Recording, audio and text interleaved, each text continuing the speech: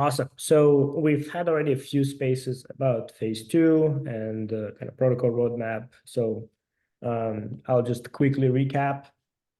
So Near Protocol had a kind of multi-phase approach to rolling out.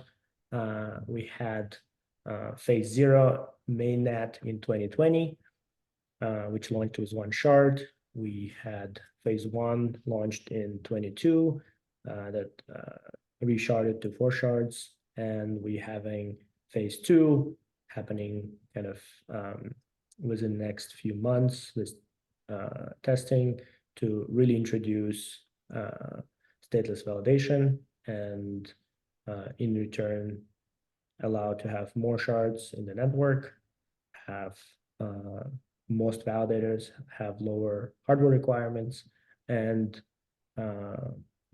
increase throughput of each individual shard as well by putting state into memory. We can dive into some of the technical parts, but maybe good to give some context because obviously Bowen and Dennis participated in Stake Wars before, kind of what has been the purpose of Stake Wars so far, kind of why is it really important to have such events and how they help us really build a robust network. Yeah, Bowen, I mean, yeah, I can start. Yeah, I think I've been through all the Stake Wars. you're muted, That Bowen. so great. Yeah, sorry. Yeah, I can start. Yeah, I've been through all the Stake Wars that we've ever hosted. I still remember the very first iteration, where that was before mainnet, and we were kind of trying to start a test net together with the community. And on the first day, it didn't go very well because there were like 40 people trying to start the network together, and it didn't work for a variety of reasons. And we've come a very long way since then. So historically, the Stake Wars mostly have been focused on getting more people into the validator community, as well as testing the major releases of Near, mostly for sharding. So had one before mainnet launch, and then after mainnet launch, we had Stake Wars um, for the introduction of chunk-only producers as well, which also expanded the validator set. But this time it's a bit different with the new upgrade on the horizon. We plan to which would also complete phase two of sharding, making Near fully sharded blockchain, both in terms of state and transaction processing, which is very exciting. But for the Stake Wars itself, it's mostly focused on testing the implementation, and maybe less so on the validator side. So we still have validators going to invite validators to join the testing network and run as validators, see how the network performs, and also the adjustment to hardware requirements and things like this. But the primary focus is on sending a lot of transactions to see how the new design or the new implementation works under the load, and also with the in-memory like moving state in memory, we should also see performance improvements as a result of that. So should be able to handle more transactions as a result. And that would also be part of the program and what we want to test. So yeah, I want to pass on to Dennis to talk about it from his perspective. Yep, yep, we can hear you.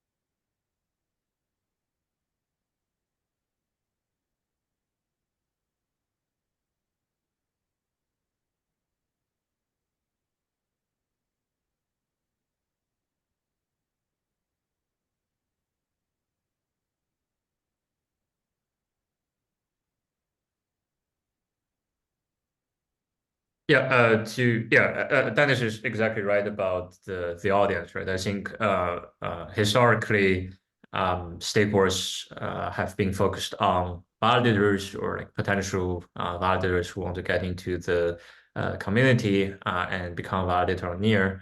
But this time, as Dennis pointed out, is a bit different because we're primarily focusing on the kind of more of the testing of the new implementation itself through like sending a lot of transactions. That's why we named it the attack of transactions. So it doesn't you don't have to be a validator to join, or like you don't even have to want to run a validator node to join the network. It's not as long as you're interested in the in Near's development, or like just want to see the sharding pan out and actually getting implemented in practice and see the improvement of throughput of Near, then yeah, it will be a great opportunity for you to join the program and send transactions to test network. And I actually think it's probably for this type of activity, smart contract developer would be a great would be great for the program because like with any kind of testing, we want to have like more variety there. Right? So we wanted to see people sending a variety of transaction loads to help us uncover maybe issues that we have not seen ourselves, or just some bug in the code or things like this. All right, so to summarize, we have the new network called Stateless Net that is up and running, that you can either join as a validator and provide kind of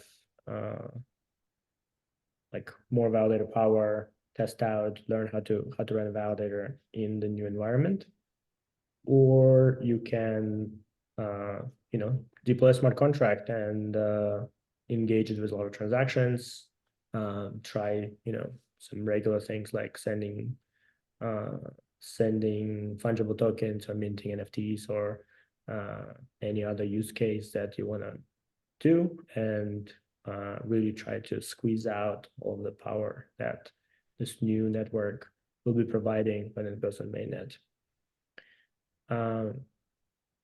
So I think you can go to near.org/stakewars. It redirects you to GitHub, which describes kind of different ways to participate and how to join. Yeah, so, I mean, I can talk a bit more about the details of the program, given that we were just talking about the high levels before and the target audience, and I think I'm pretty sure there are people in the audience right now want to know more about the details of the program. So right now it's divided into two stages. So the program is designed to run for 2 months from the beginning of February to the end of March. And it's divided into two stages. The first stage is basically the entirety of February, and the second stage is the entirety of March. So in the first stage is mostly both for us to kind of set up the network and making sure it's operational, and also seeing the issues by just running the network itself, and also for people to come in and poke around in the network and play with it to see what kind of issues or bugs they can find. And during this stage, the activities that would be eligible for reward is to submit bug bounty reports. To submit bug reports on GitHub. And that would greatly help us making sure that our implementation is secure and stable. And then in the second stage, where that starts in March, we'll have both the external validators joining this testing network along with us, and also rewarding people for actually sending a ton of transactions. And how exactly we would calculate for the transaction reward is detailed on the reward section of the program on GitHub. You can take a look.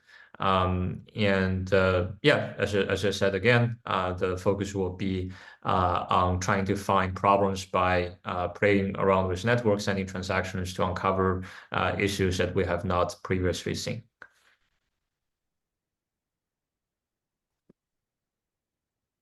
Cool. So if you have any questions about that, you can ask them a bit later.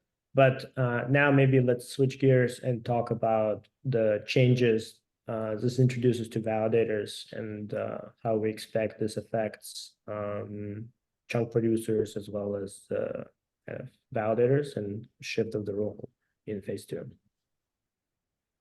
Yeah, so I can definitely talk a bit more about that. So the one of as a result of this big change, stateless validation, arguably the largest change in the design and the implementation since we launched mainnet, we're switching, or like we're reimagining the role of like validator. So previously, or like currently, we have block producers on the network. There are 100 of them that are responsible for producing blocks, and actually they track all the shards today. And then we have chunk only producers that supposed to produce chunk for a specific shard.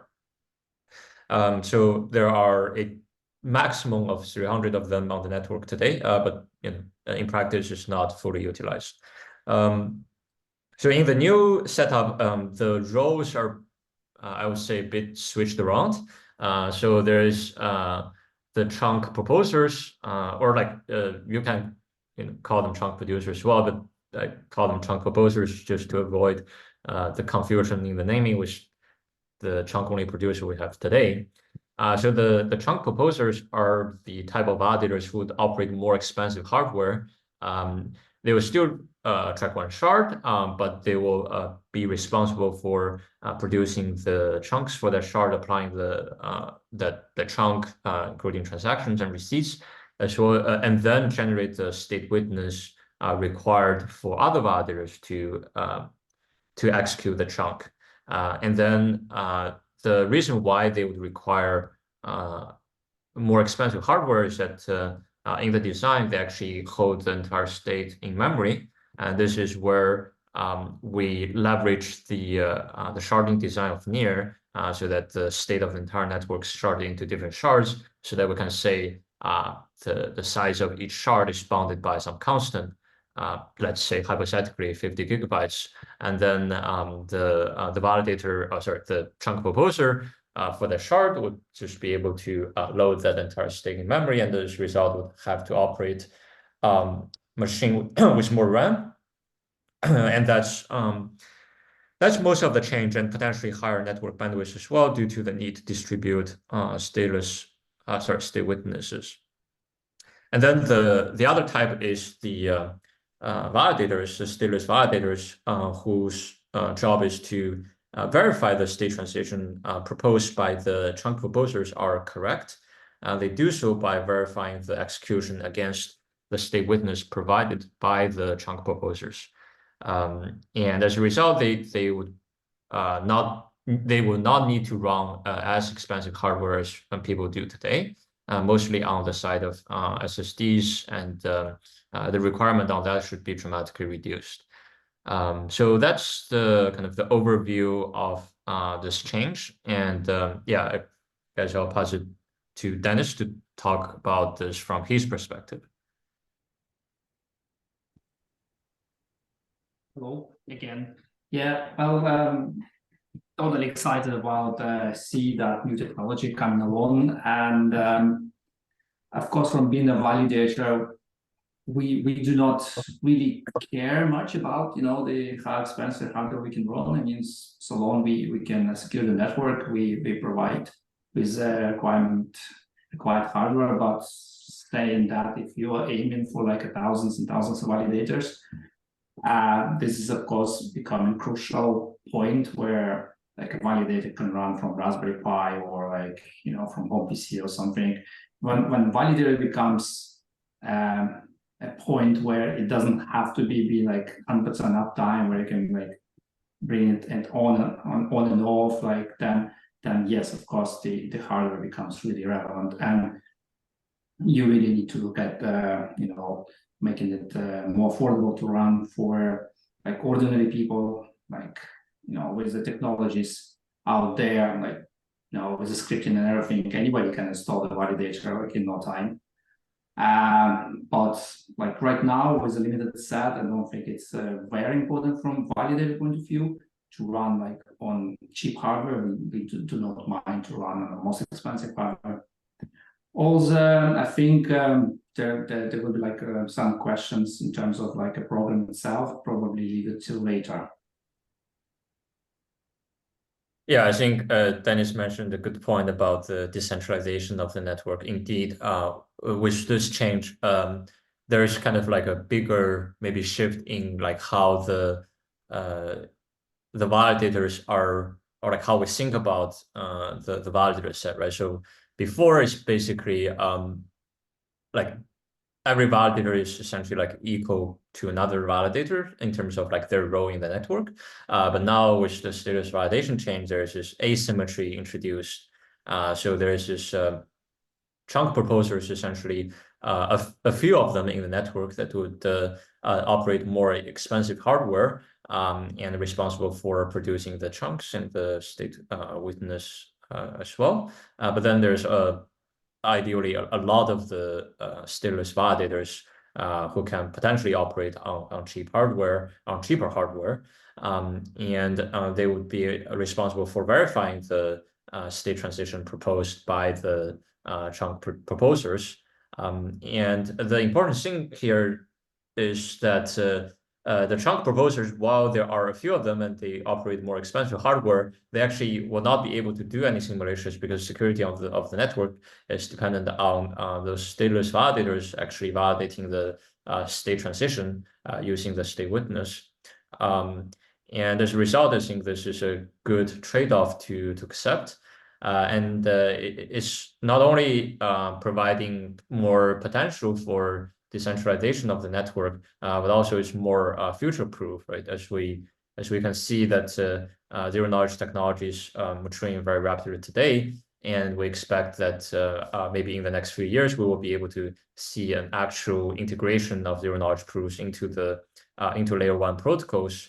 At that point, the stateless validation architecture can mostly remain the same, except that instead of validating a chunk against the state witness, they can validate just one zero-knowledge proof and make sure that the chunk that they verify is valid.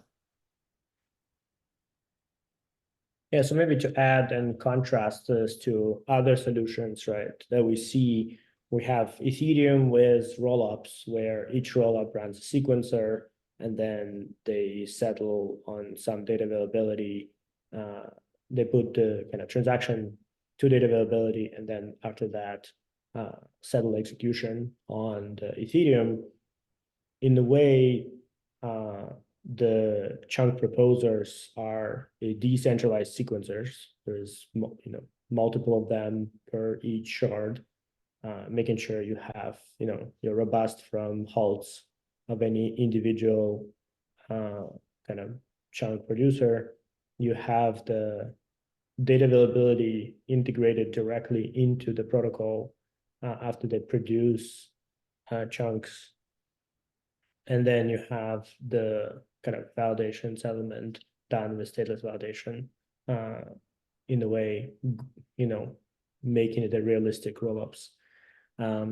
So you have kind of very similar design space, right? I mean, there's other blockchains like Polkadot that are also using similar, but with kind of usual, near focus on how do we make the user experience as straightforward, as chain abstracted as possible.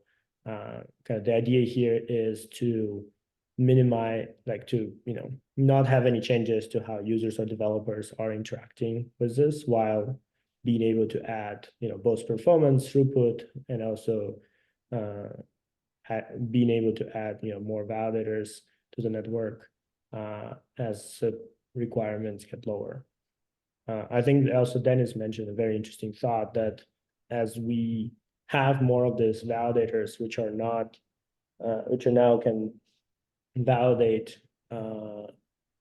any shard because they don't need to have the state of that shard. We can potentially also reduce requirements for their online uptime, and in turn, we can have more validators who are kind of more providing security to the network, but at the same time are not online all the time, and so can have like kind of a longer tail of home validators or folks who are just running, potentially on their desktop that that doesn't work, that's not online from time to time. I think that's all kind of in further iterations of this, but this definitely design is kind of pushing in that direction to make it larger network with more validators who are kind of can plug in and plug out without needing to maintain the state of the chain, which is the current design.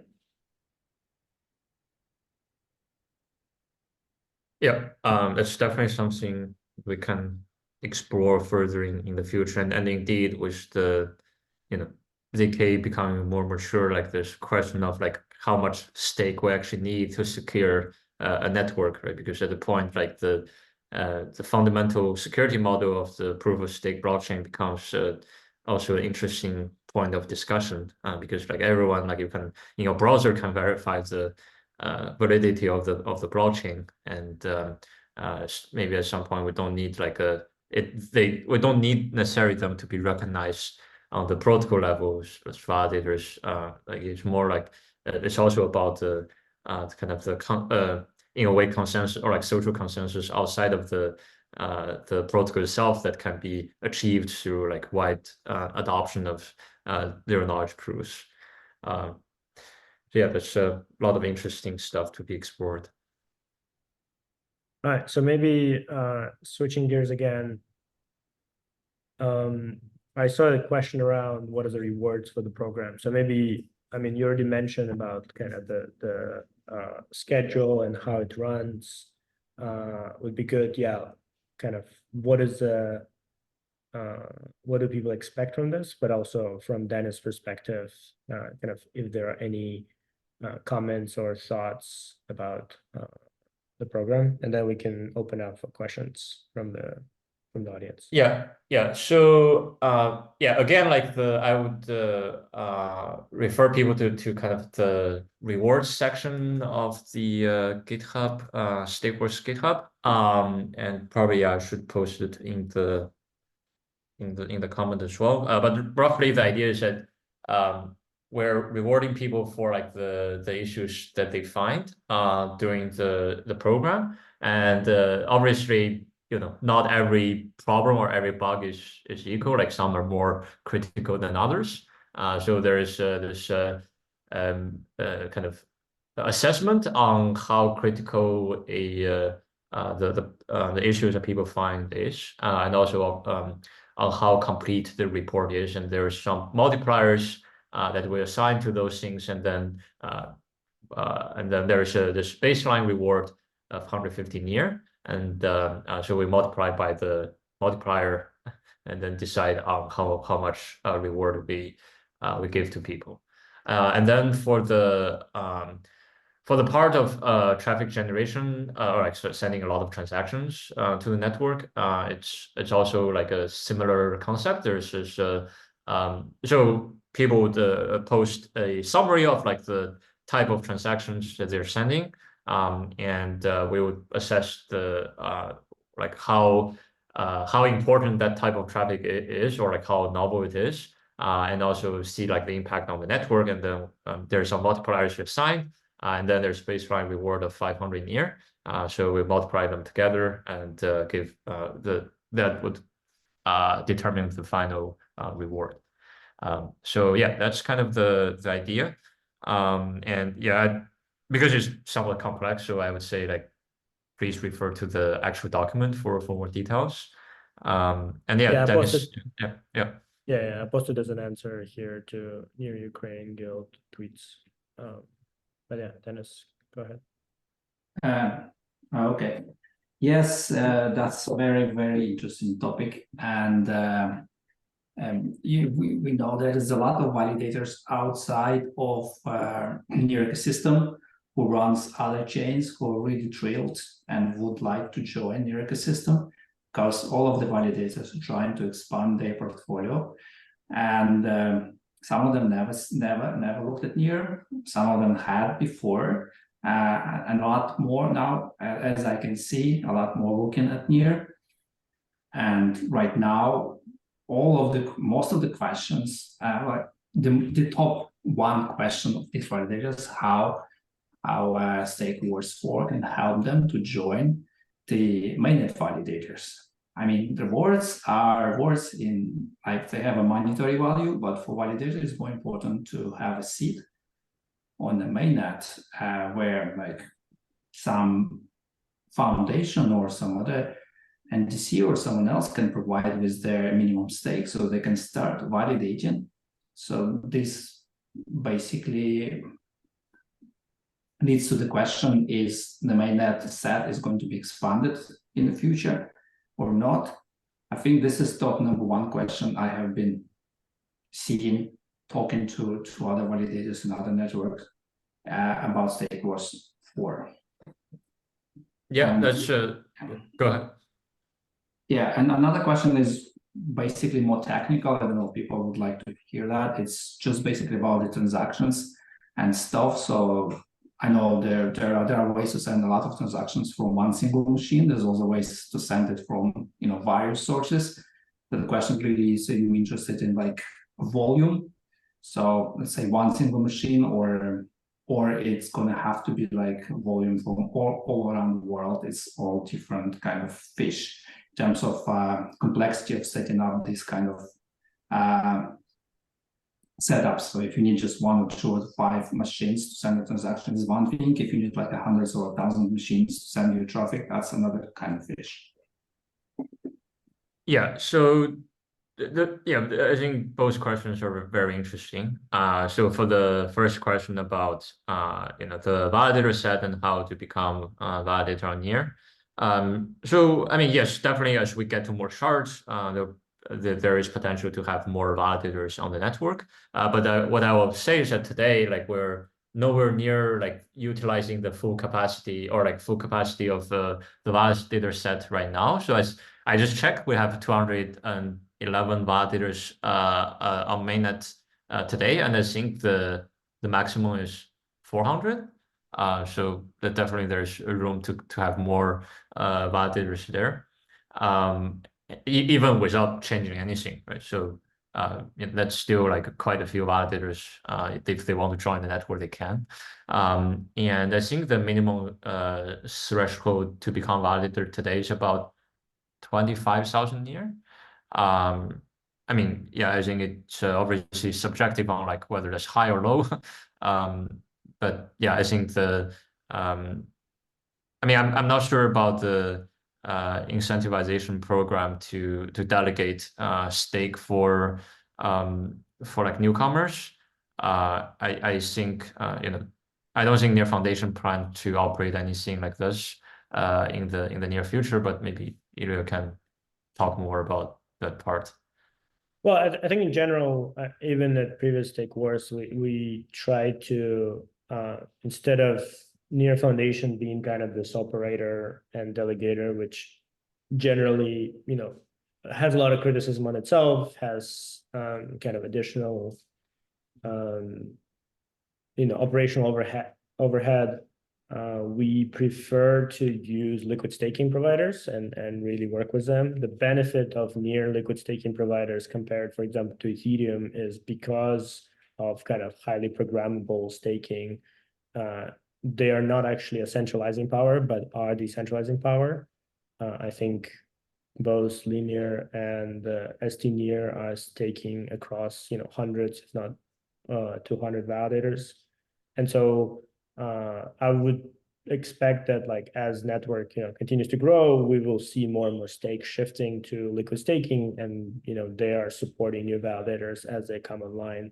So I would work with the Metapool and Linear to kind of get your initial delegation from from those pockets. And as far as I know, they have brought in new validators on board recently, kind of through shifting some of their delegations to them. I think maybe relevant question is right now there's a minimum of 20,000 NIR that's required to become a validator. And so if this change kind of will also lead to us reducing that limit, that may be a good question to Bowen. But I agree that even right now there is available slots, so it's more about working with this liquid staking providers to get some of the initial delegation to hit that 20,000 limit. Yeah, I think definitely that that limit could be reduced, but I mean, it is going to be a relatively involved protocol change. So for context, that limit was introduced so that the probability of any validator like today not producing any chunk in an epoch would be extremely low. So like essentially like very like pretty much like not going to happen in practice, right? So because today like every validator is going to produce some chunk or like act as a chunk producer in some capacity. So they are expected to produce at least one chunk in an epoch, which is 43,000 blocks.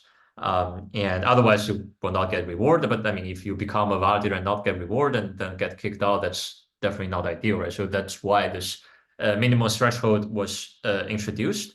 But indeed, with this shift or with this change to stateless validation, that's no longer the case. The chunk production is taken care of by the chunk proposers, and the stateless validators actually get rewarded by endorsing those chunks.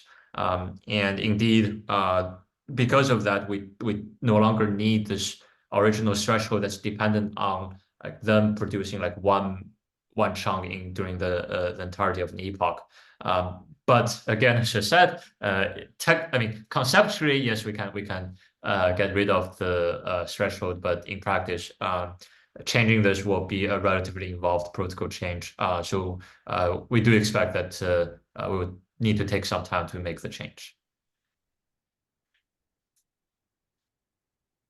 Okay, I think we can talk about the second part of the question that that Dennis was talking about. Yeah, sorry, Dennis, can you remind us the second question? Yeah, sure. It's about the stage one where you want to see a lot of transactions. Right, so the question was really how do you want to see them? Like just to, I know it's all in the document, but just to clarification, what is in the document? Yeah. I don't think this question you ask is actually in the docs. So yes, great question. I mean, I don't think we particularly care about like where exactly people send the transaction from. That's less important, whether you send it from one machine or send it from a lot of different machines. I think it's more about the nature of the transactions, right? So what type of transaction are they? Are they transfers or like calls to smart contracts? If they are calls to a smart contract, what kind of smart contract are they calling, and things like this. And also the volume obviously matters, right? So if you send one transaction a day, probably doesn't really help. But where exactly those transactions come from, like in terms of geographic locations, we don't really care. Okay. Well, with that, I'm assuming we want to see both. We want some people who will like spin up, quote unquote bot network that will try to, overwhelm it from the globe. And then it's interesting to see also just kind of massive traffic from, single servers, because we actually see both of these traffic patterns right now in real applications, right? We have meta transaction relayers who are routing traffic from a single server or from a single small cluster of servers. They're using, hundreds of keys to send non-intersecting transactions. But we also have, many of the non-custodial users transacting from their wallets kind of across the globe and doing that as well. So we kind of see both of this traffic patterns, and that would be interesting to see them in testing as well at high capacity, and seeing how network performs with both of those use cases. And especially, yeah, making sure that, you know, between nonces, kind of RPC routing, all of those pieces are working in unison. And so if anyone interested in investigating that, I mean, that's like an area where I'm sure there's something to be found and reported to the team for extra berry points.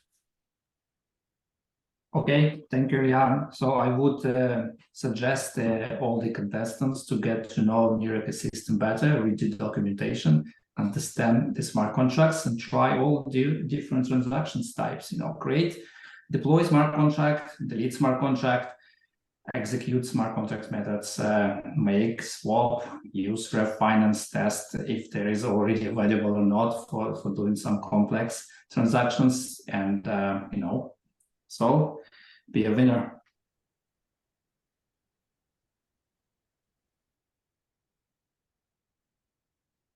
Yeah, sounds good. Thanks, Dennis. Should we move to questions from the audience?